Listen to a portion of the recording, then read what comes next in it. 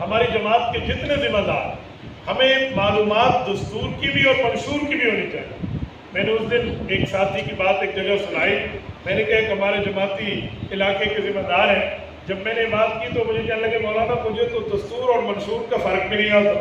पहले तो मैं दस्तूर और मंशूर का फ़र्क बताएं कि दस्तूर क्या है और मंशूर क्या है, फिर हम आगे बात करेंगे। मैंने कहा दस्तूर के मुताबिक जमात चलती है, मंशूर के मुताबिक हम आवाम को चलाते हैं।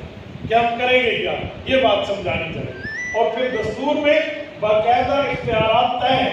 अमीर का इख्तियार क्या है, जनरल सेक्रेटरी का इख्तियार क्या है, जिसे हम नाज़िम कहते हैं, इसका क्या इख्तियार है, फिर उसके साथ जो सालार है इनका क्या काम है, और इसी तरह जो बाकी हज़रात हैं, ये चीज़ें होनी चाहिए।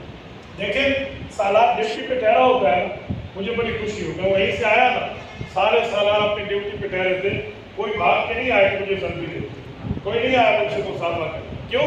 उसकी ड्यूटी है पहरादारी। अगर इस दौरान वो भाग के आ जाए तो मुझे सेल्फी दे दे तो उसने अपनी ड्यूटी में खयानत की। माशाअल्लाह ये हमारे सालारों की तरबियत बहुत अच्छी है। इस तरह मामले को लेकर चलना चाहिए और हमें मालूमात होनी चाहिए।